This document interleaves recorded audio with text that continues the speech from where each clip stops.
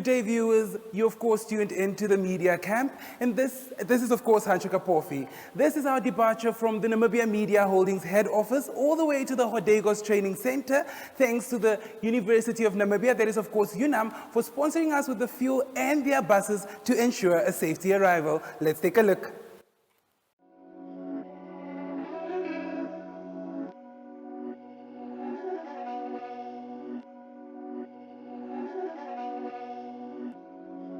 These bad dance make it hurt.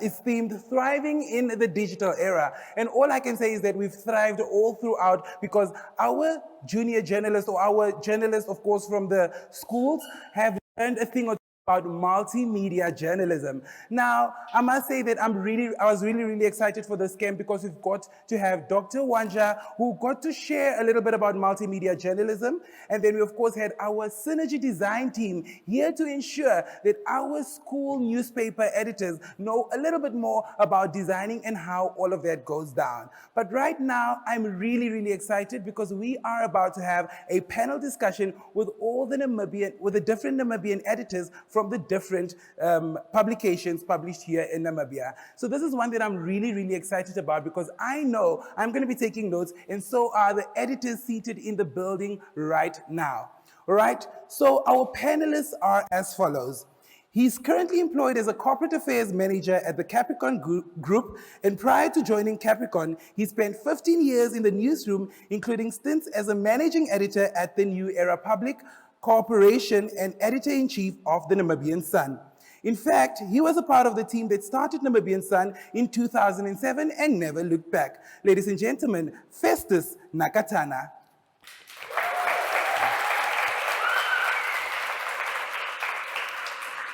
All right, so our second panelist this afternoon is a media and communications professional with over 30 years of experience in the journalism and public relations. He worked in both the public and private sector and was one of the CEOs of NAMPA. He currently serves as a deputy editor at the Namibian. Ladies and gentlemen, Isack Hamata.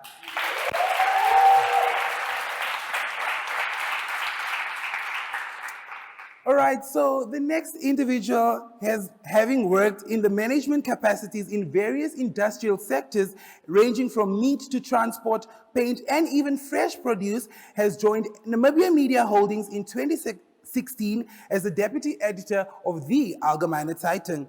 In 2018, he was placed in charge of the German language newspaper, the Allgemeine, which turns 107 years old in 2023, making it the oldest paper in Namibia. In 2020, he was elected as the chairman of the Editors Forum of Namibia, and in the meantime has taken over the reins of the managing editor of Namibia Media Holdings. Ladies and gentlemen, Frank Steffan.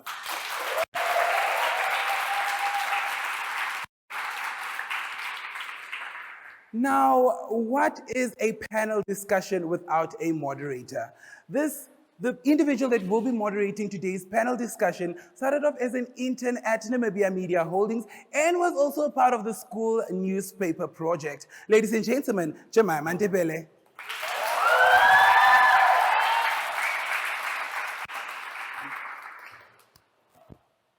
All right, ladies and gentlemen, we'll get right into this panel discussion after this.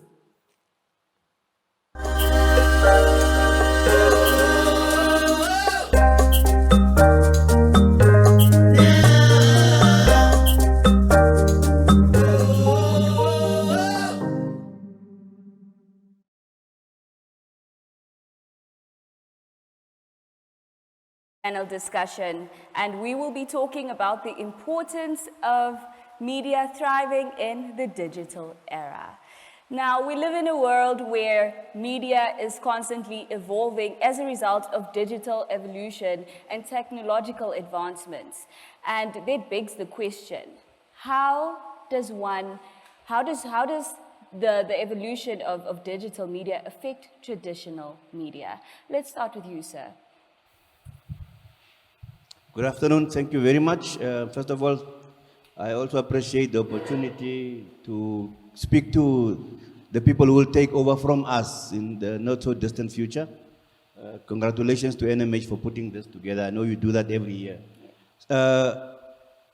Digital media is posing a great risk to traditional media, and that's why you would see many media houses in Namibia and elsewhere. Others are actually more advanced in terms of what they do to prevent being cannibalized by digital media. They're actually embracing digital media, make it part of them, and therefore go with the times. The fact is, digital media is here to stay and perhaps take over traditional media, whether it's in 5 years or 10 years, but the fact is digital media is here to stay. So you either embrace it or you die. So what Namibian media has been able to do is to embrace. You will see many media houses, NMH included. NMH has now gone into NTV. They are on social media. They are all over. That's digitalizing your media. So we are adapting to the new realities of media.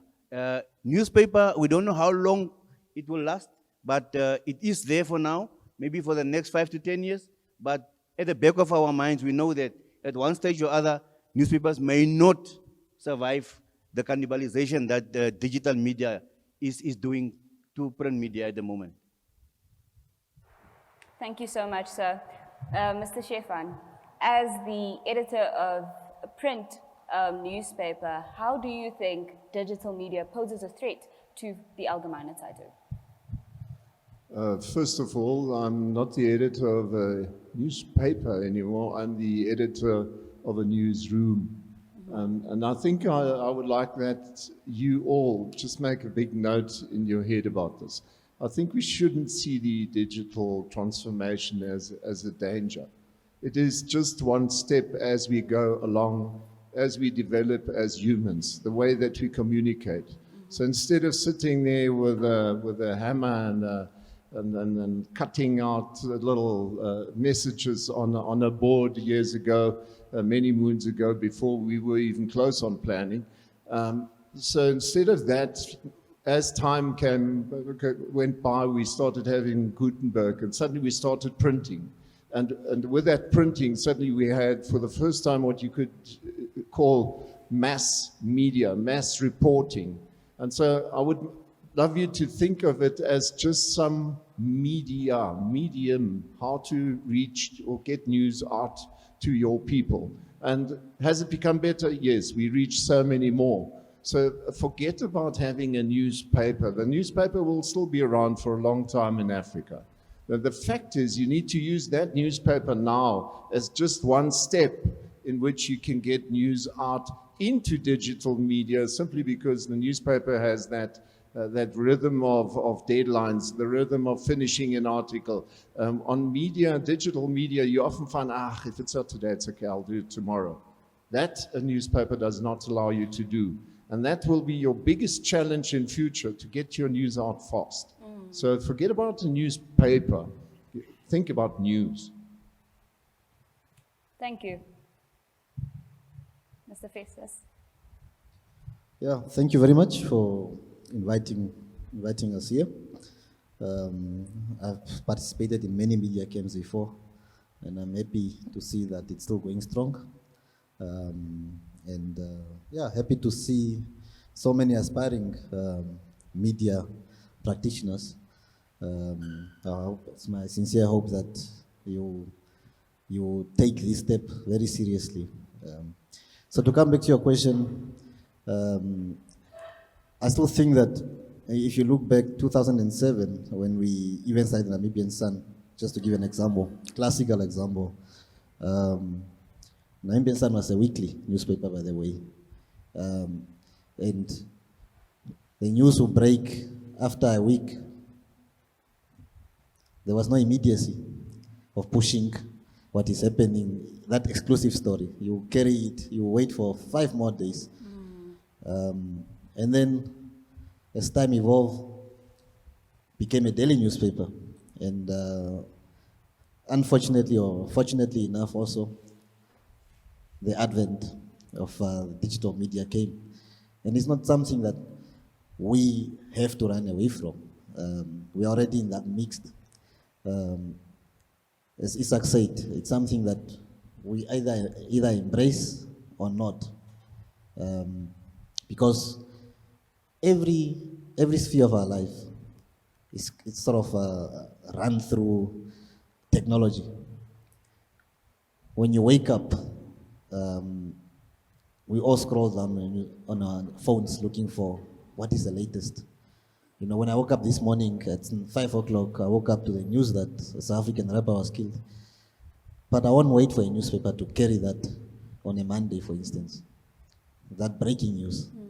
So the news can still break on the Namibian Sun, Algemeine, or Republican, or the Namibian or New Era website or social media platform.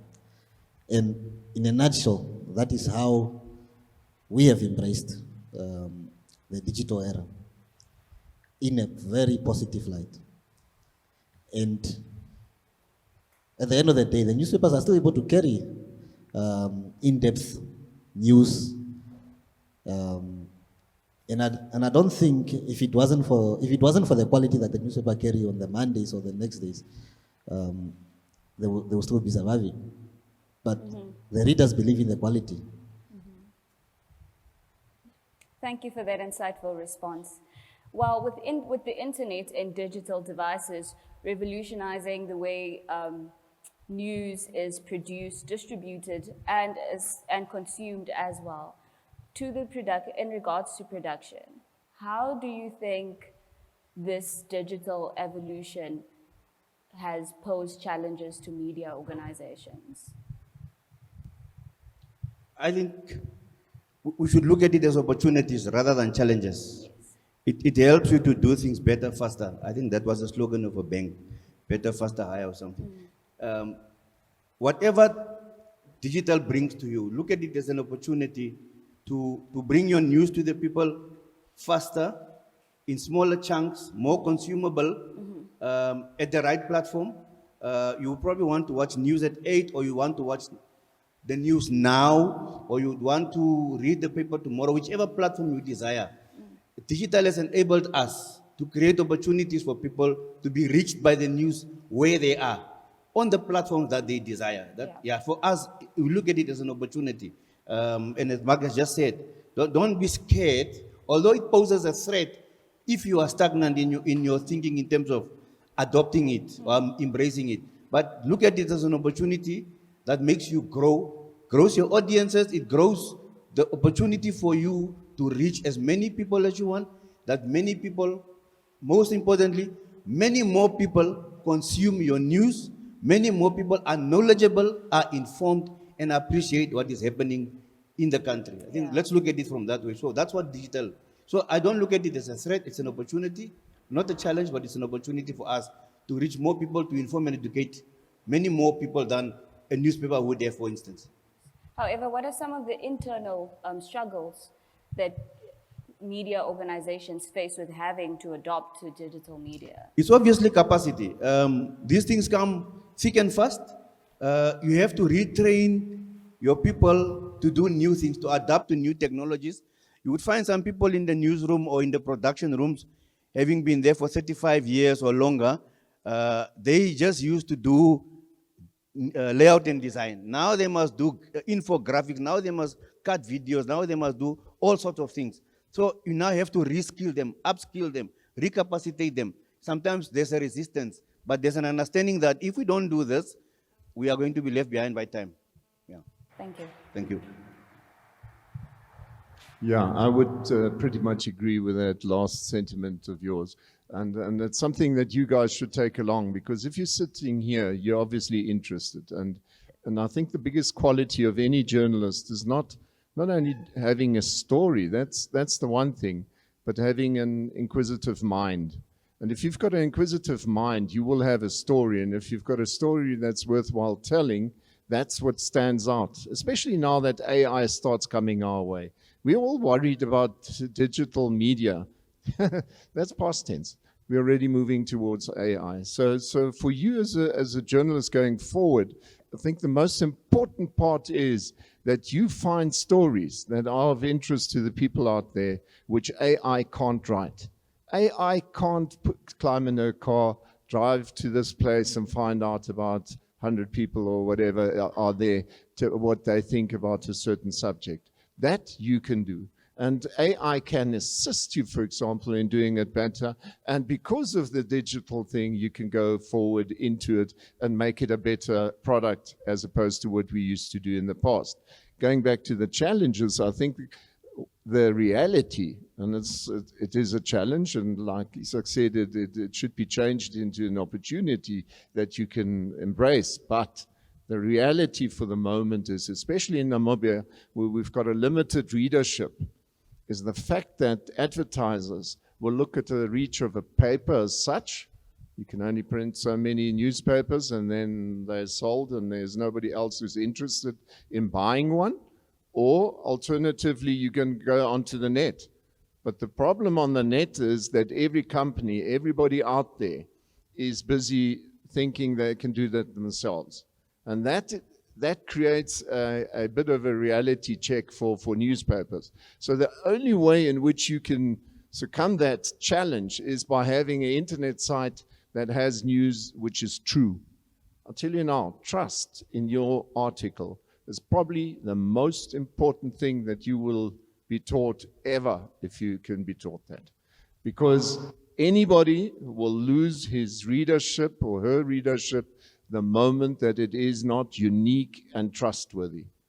And I think that's where the problem is. Your revenues will go down as a paper. It's not something that you relate to easily as a group here, but the fact is people don't advertise in papers anymore. So how do I attract that advertising onto the digital media platforms that I have? And I'm not only talking Facebook. People often think Facebook, internet pages are important. Instagram is important. Every little item that you can get out there, you need to serve the person on the platform he desires, exactly what Isack said. That's how it works. You need to serve the people where they are and in the manner that they would like to be informed in. For that.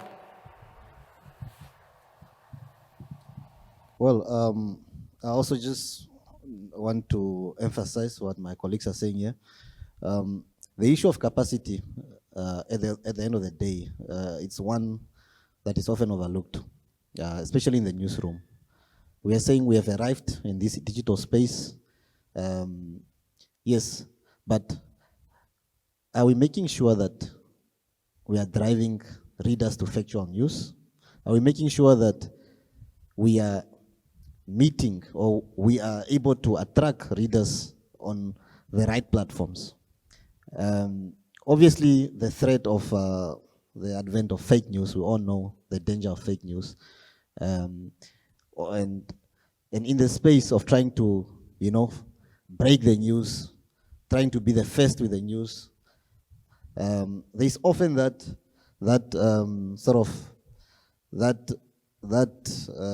desire to break the news, but not to look at the other elements when it comes to factual information. And for me, this is very important in terms of, are we only going out there repeating what an ordinary reader is able to pick up, take a picture at an accident scene, share that, and then you piggyback on that and put it on your platform without verifying the information, without going through the process of ensuring that there is families involved here. Do I just publish for the sake of publishing? What are the ethical implications? But also I think the exciting opportunities are, it's a matter of just making sure that everyone is able to be trained. If we have a live feed of a State of the Nation address, for instance, I like giving classical examples. Obviously, people are tuned in. There are people watching on TV live, but there are also people that are interested in the comments on Twitter. People want summarized versions of this sona because they are not watching the president giving this live address. So a good journalist will be out there, able to summarize some of the issues coming out, some of the highlights. I know Twitter is quite fast. It's for people that are on the go, unlike Facebook, because people see Facebook as you spamming them if you are on their case. But for Twitter, I think it's a classical and good example where you can actually inform and actually cultivate a base and an audience that will be loyal to you, because they know that if there is an event of this nature, I will tune into this platform and then I'll be able to get summarized versions of what is happening. So I think those are some of the exciting opportunities that the media practitioners ought to embrace. Otherwise, someone else will be doing it for us. Mr. Nakatana. We will now open the floor up to our future media practitioners for just 1 or 2 questions for our panelists regarding today's conversation. Please note that if you do have a question, kindly stand up, state your name, your school, and who your question is directed to, and then you can proceed to ask your question. The floor is now open. Yes, Delia. Hello, I'm Delia de Villiers. I'm from Wolfish Bay Private School. I have a question for Mr. Fani. Stefan. I just wanted to know, do you see the digital media as an upside in the sense of you can post content instead of like a newspaper that has only 10 pages or 12 pages? It's actually a very good question, because there is this tendency over the past, I'd say, 2 years, where people now suddenly put these huge articles onto the internet for the simple reason that the argument is that, okay, in the paper I could only write so many characters for an article, then my space is up, but in the internet I can really go for it. I tell you, it's a trap that you can fall into, because if you waffle away on a story, nobody is interested. That's why in a long story that you publish in the paper, you should ideally in between have headings, subheadings that sort of carry the reader through, so that if he gets bored with this item here, he at least goes on reading your story further down. The problem with the internet is it's this thumb that keeps going on your cell phone. So you're not talking of the person who sits in front of a PC or a laptop and reads your articles. He's very likely to be the one who reads a longer article. But beware of automatically writing longer articles simply so that you can say, wow, look at these huge books I've been writing about. No, don't go there. Always size up your story pertinent to the facts that you need to distribute. So there is not a right or wrong answer. If you've got a good investigative piece, the chances are that it will be long. But then you still need to draw that reader with the subheadings and make sure that you stay relevant. If you just waffle away, you will lose him, especially on the digital media. So there's no pro or con. The advantage of digital media is that you're likely to be able to put the whole story down. I prefer personally to then come to a point where I put it in 2 pieces. Well, I'll put it in and I say more about it tomorrow. And then the guy can decide whether he still wants to read the whole piece next day as well. Because the problem is people's thumb gets tired and he wants to have a new story and not look at the old one anymore. So there's a bit of a mind change that people have to do who write in accepting, okay, internet, I've got as much space as I have. People won't read it. And the sad part about it is people will read the first part and they have the assumptions after that, assuming that you will have that as the end in your article. And that's a big danger. You want people to read the complete article. So keep it short, I'd always say. Thank you for that, Mr. Steffan. Any more questions? Well, sadly, viewers, we have come to the end of today's panel discussion. That was very informative and very insightful. Thank you to our panelists for providing their knowledge and expertise, as they have spent several years in the field and definitely see where the future of journalism is headed. Well, from me, Jemimah Ndebele, it is goodbye.